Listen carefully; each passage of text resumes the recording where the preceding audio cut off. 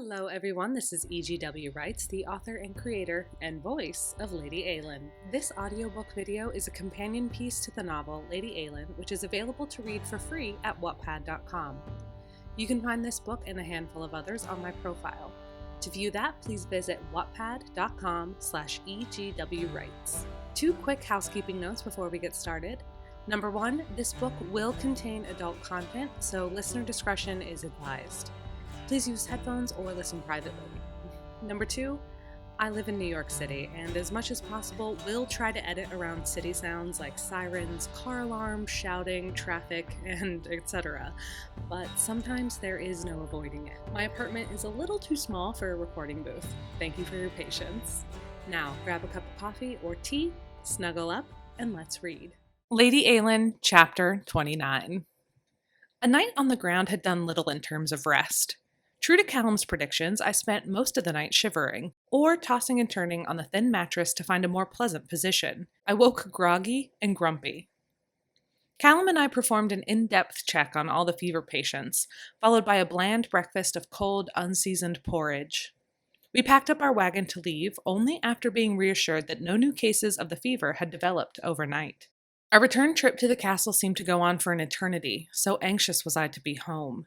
My exhaustion obscured the beauty of the surrounding countryside, the glory of May budding and blooming in greens, purples, and blues that tormented my sleep-starved eyes. Thankfully, the rest of our travels passed with no further discussion of love. With no conversation at all, really. I bobbed against the back of my seat, my eyes heavy. From time to time I startled awake, surprised I had fallen asleep. Callum and I returned to Stormway after lunchtime, when the afternoon sun was bright and tormenting. Alex was waiting in the courtyard when we arrived. There were dark circles under his eyes, and his hair was tangled and standing on end. His mouth was drawn, and there was no missing the sag of his shoulders in relief as we pulled up to meet him. Hopping down from the gig with a vigor I knew was only for show, Callum clapped Alex on the shoulder, knocking him forward with the force of his greeting. "You look terrible, old friend. Nasty night's sleep?" I didn't miss the pointed, gloating smirk Callum shot me. Grumbling, I gathered up my skirts and hopped down, my feet stinging with the impact of the hard ground. "Ignore him." "Easily," Alex said, smiling at me. He reached out his hand and rubbed it down the length of my arm. A comforting, soothing gesture. "You look exhausted." "I'm fine," I said, biting back a yawn. "I could drink an entire cask of coffee, though." "Her ladyship is not acquainted with the many pleasures of sleeping in the fresh air," Callum said mockingly, as if my inability to sleep with a rock wedged into my spine was a fault of character. I had to agree. Remind me never to do that again. "How is the village? Is the fever contained?" Alex asked, his eyes roving over me as if to spot the telltale pustules on my skin. "It appears so. No new cases, thank goodness. The patients that took the sweating cure yesterday looked much better this morning. A few more days of precaution and we should be in the clear." I turned and scanned the activity in the courtyard, enjoying the hustle. The familiar sight and sounds of home almost made me cry. One night away and I had dwindled into a sentimental fool. "I am glad to be home," I said, as I watched two kitchen maids throw potato peels at each other. Based on their shrieking, they were in a feud over a lost ribbon. "We're glad to have you back," Alex said with genuine feeling. "I almost tore my hair out trying to run this place yesterday." He laughed, running his fingers through his wild curls. There was a touch of hysteria behind his eyes that was endearing. Callum beamed at me victorious. Choosing to ignore him, I turned back to Alex. "I suppose I'm too late for lunch," I said as my stomach rumbled. "Yes, but we can find you something in the kitchen. You know cook. Always happy to feed us." "Always happy to feed you. You'll have to work your magic to get us some scraps." Alex placed his hand over his heart and smiled. "I swear to do my best." "Callum, do you need anything?" I said, turning to him. "And force poor cook to cater to the flirtations of two gentlemen? I doubt she'd survive it," Callum answered. He shook his head. "I will beg leave of you, fair lady. This old soldier wants a long nap on a proper bed." Alex nodded and looped his arm through mine, leading us towards the kitchen. "Speaking of cook, she's been asking what you want to be served for your birthday next week." "Birthday?" Callum asked merrily, pivoting from his route towards the castle and falling in line beside Alex. "Did you say birthday?" "Thanks, Alex," I grumbled. "Now everyone will know." "Everyone already knows anyway. It's your castle." Then, turning to Callum, Alex said, "It's Eilean's birthday next Thursday. Callum's face lit up like the sun. You don't say. Alex threw his arm around my shoulders. I think Eilean would rather forget about her birthday, but there must be some way to make it special for her. I hate birthdays, I griped. Because of the Callum mimed drinking and boasting, cannily imitating my father. The myth-making. Precisely, I ground out. Alex chuckled, pulling me in for a squeeze. I say we rise to the challenge and try to create better memories. I fully agreed with you, Lord Leslie, Callum said with a devilish grin. The two of them were absurd. Fine, but it better be extravagant.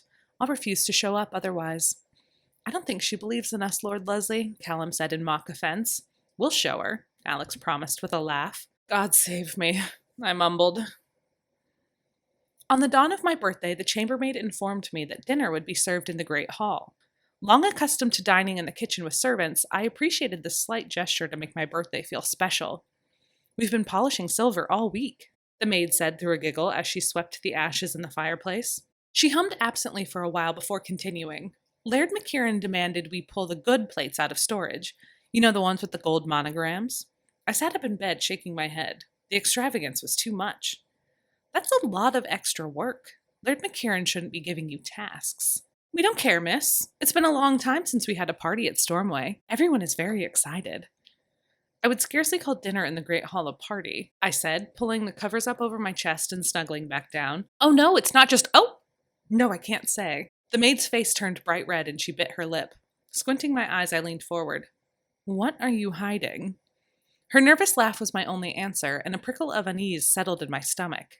There was very little that could go undetected in Stormway. As its mistress, I oversaw everything, and there had been nothing of note happening. No increased activity had been apparent, not like the flurry and chaos of parties past. No strange bills or invoices had crossed my desk. Soothing myself with the comfort of my omnipotence, I settled back down against the pillows and laughed. They could never pull it off anyway, I remarked. Though if I was trying to convince the chambermaid or myself, I was not sure. They only had a week. My bravado was short-lived. Alex skipped our now typical breakfast. That was the first strange occurrence. Then I was forbidden from traveling unescorted throughout the castle. Angus was appointed as my personal escort, and he followed me like a shadow from the moment I left my rooms. He hovered nearby through my rounds across the castle grounds, and as I traveled back toward the study. Before we crossed any threshold or turned any corner, he would halt us and peer back and forth before granting me passage throughout my own home. Are you going to tell me what's going on? I asked, crossing my arms and waiting for him to shoo along some commotion around the corner before I could pass. It's not worth my life to do so, he said with so much sincerity that I looked at him with astonishment. He didn't strike me as one for surprises and frivolity. A soldier has to be ready for any and everything. Angus looked over his shoulder at me with a twinkle in his eyes. I love surprises.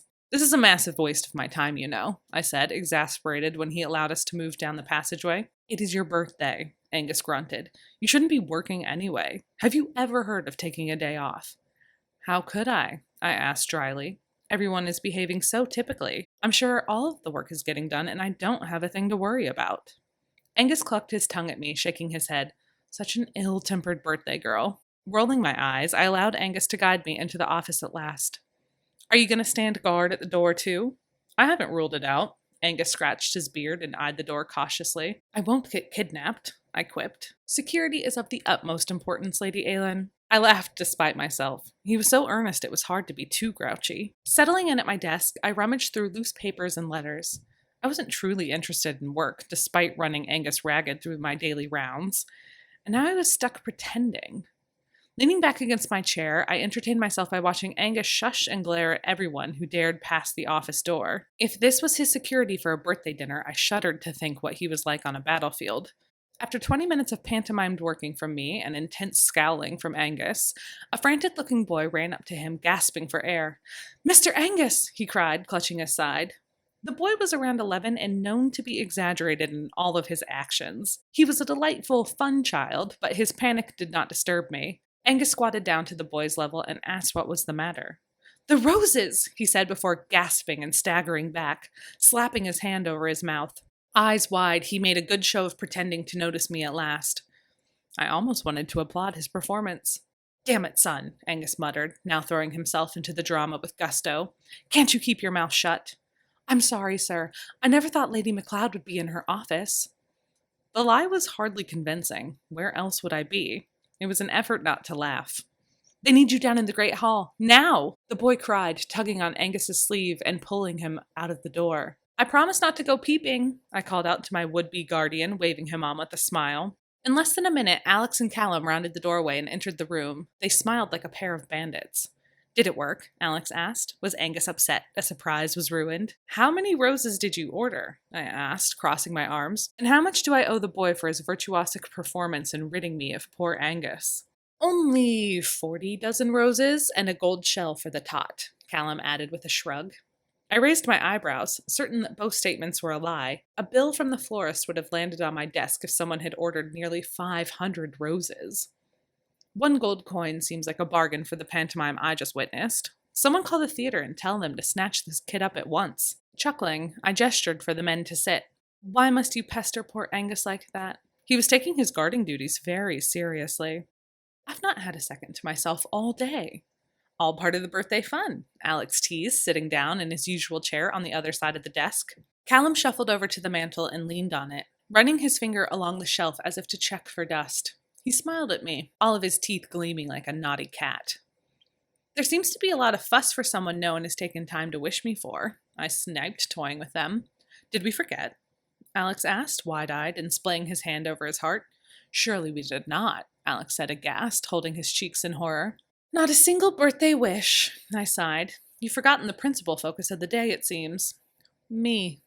Alex grinned, his handsome face coming alive as he leaned forward over the desk. Callum smirked over his shoulder. The two of them were insufferable when they joined forces. Still, there was a thrill low in my stomach at the fun they brought to my life.